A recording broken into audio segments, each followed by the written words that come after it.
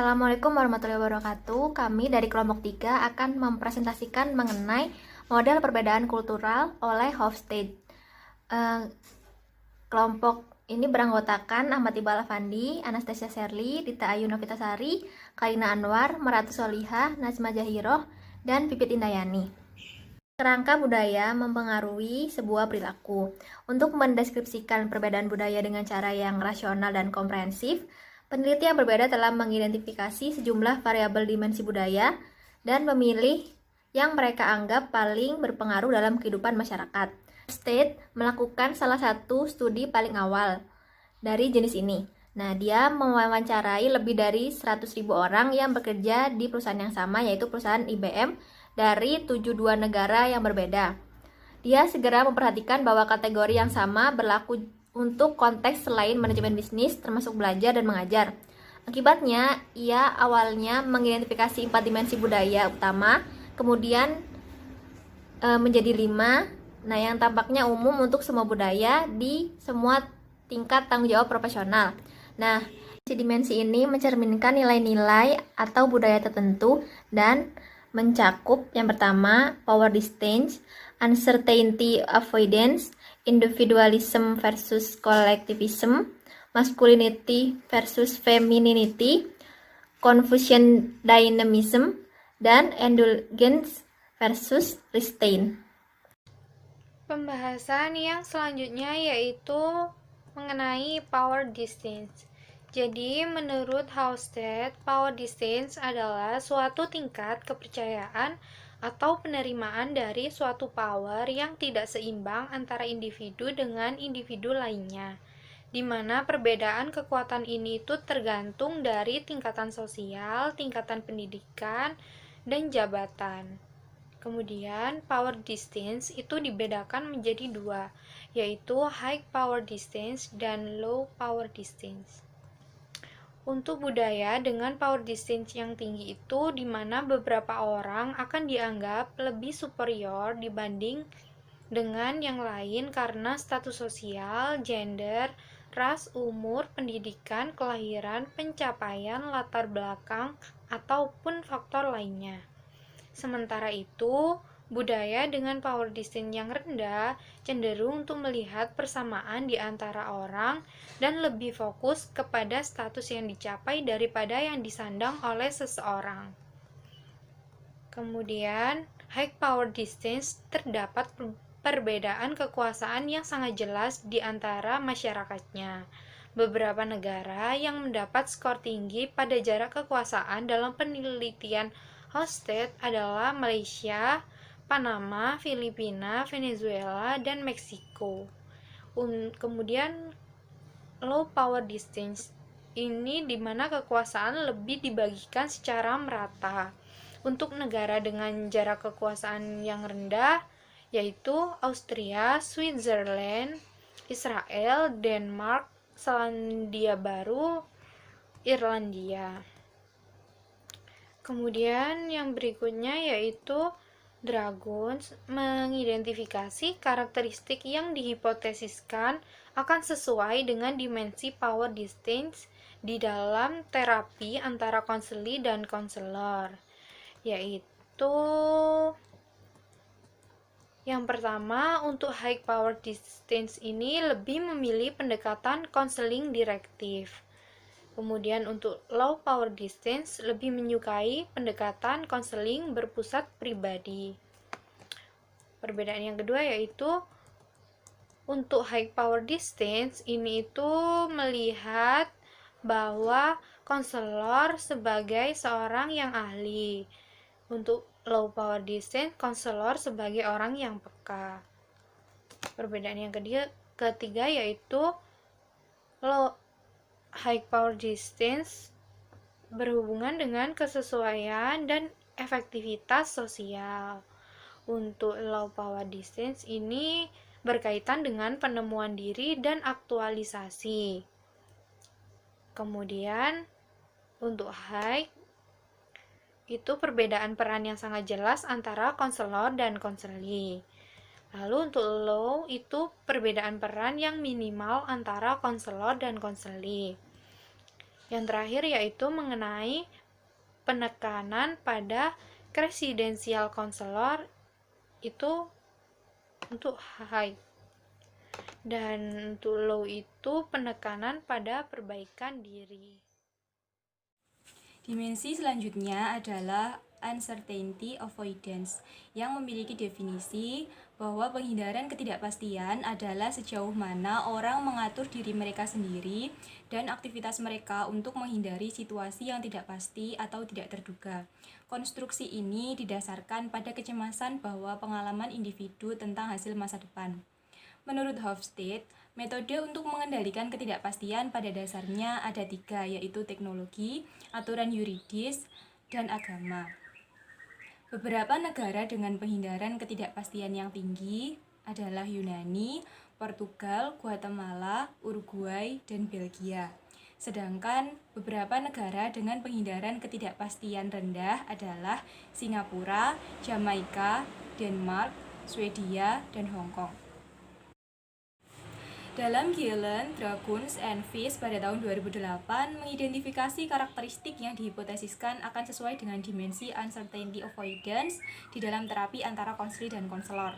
Karakteristik tersebut dibagi menjadi 2, yaitu high uncertainty avoidance dan low uncertainty avoidance.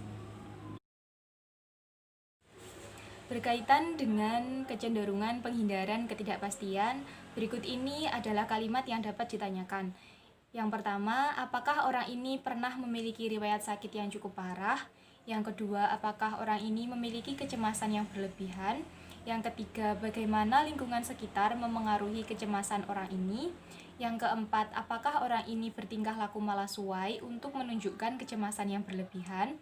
Yang kelima, apakah orang ini memiliki keyakinan bahwa peraturan adalah hal yang berharga? Yang keenam, apakah orang ini memikirkan masa depan dan bagaimana hal tersebut dapat terwujud? Dan yang ketujuh adalah apakah orang ini menyukai kegiatan yang terstruktur?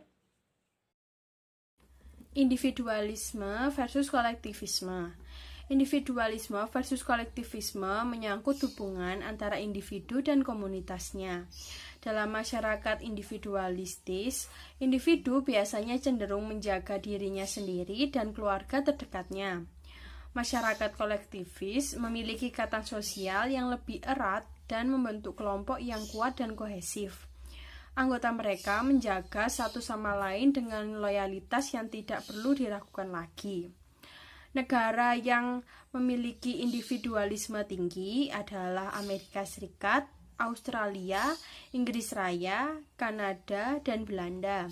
Sedangkan negara yang memiliki kolektivisme tinggi adalah Ekuador, Panama, Venezuela, Kolombia, dan Indonesia.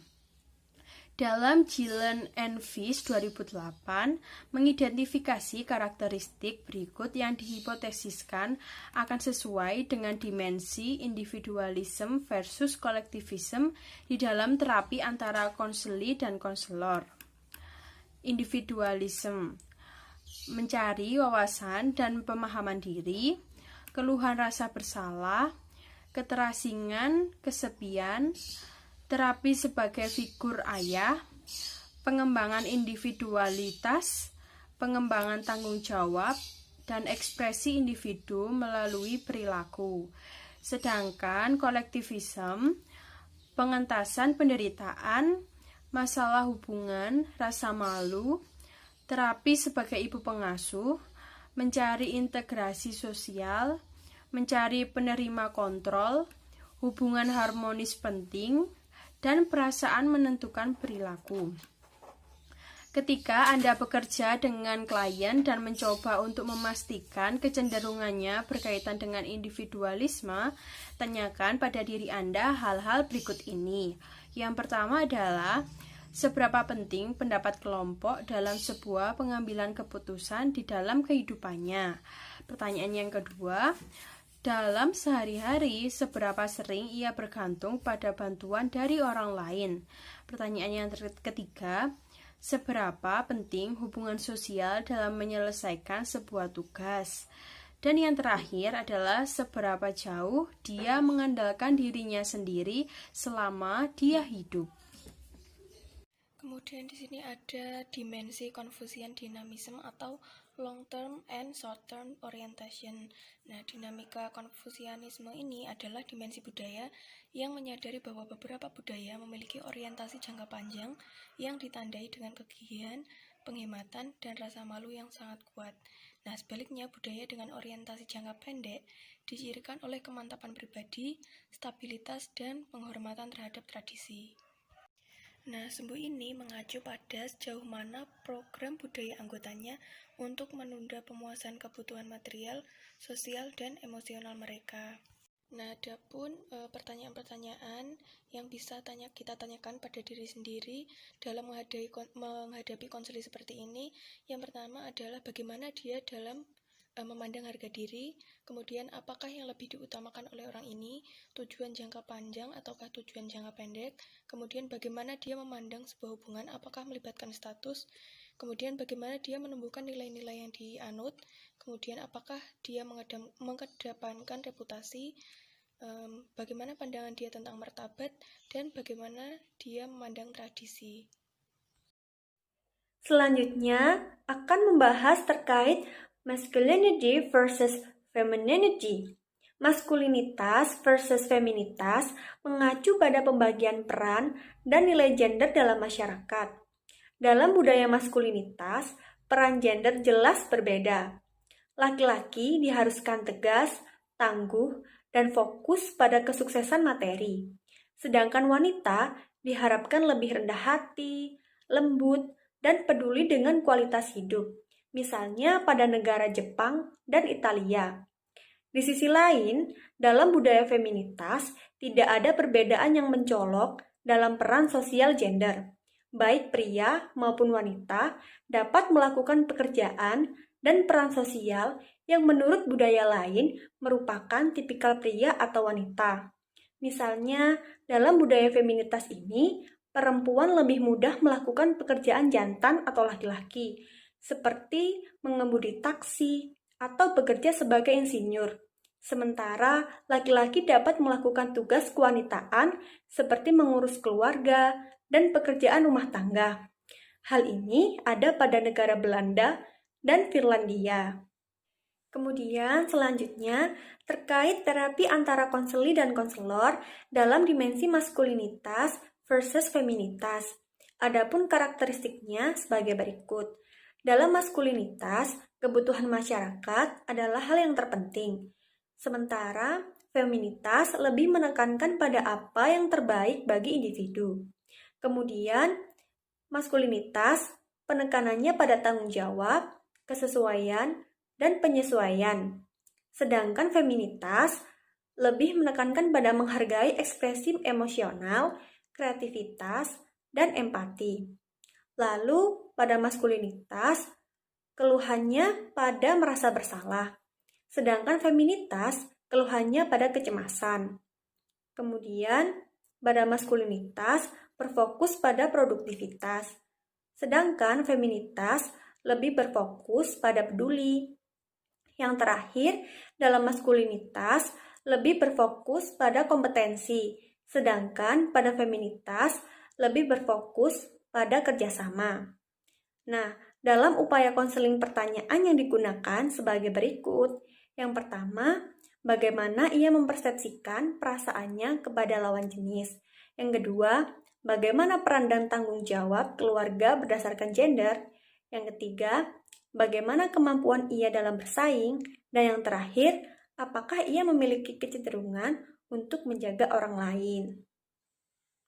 Selanjutnya, indulgence versus restraint atau biasa disebut pemanjaan versus pengekangan, yakni maksudnya sejauh mana anggota dalam masyarakat mencoba mengendalikan dorongan dan keinginan mereka.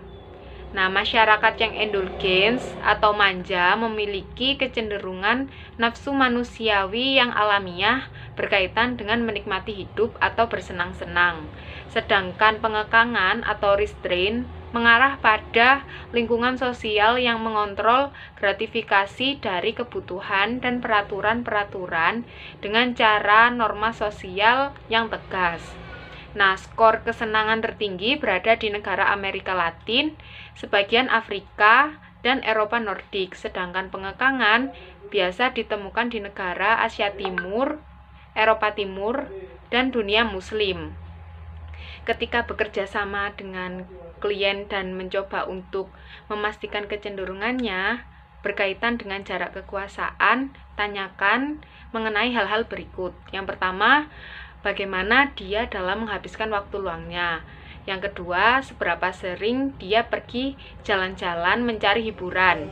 Yang ketiga, apakah dia suka membeli banyak makanan. Yang keempat, bagaimana dia menyenangkan hatinya. Yang kelima, apakah dia mampu menahan keinginannya untuk berbelanja. Dan yang keenam, sejauh mana dia mengelola keuangannya. Baiklah, dari yang telah disampaikan oleh teman-teman tadi dapat diambil kesimpulan bahwa ada 6 dimensi dalam model perbedaan kultural oleh G. Hofstede, antara lain yakni power distance, uncertainty avoidance, individualism versus atau collectivism, masculinity atau femininity, confusion atau dinamis, dan indulgence atau restraint. Jadi itu saja yang dapat kami sampaikan. Apabila ada kurang lebihnya, mohon maaf. Akhiran, wassalamualaikum warahmatullahi wabarakatuh. Terima kasih.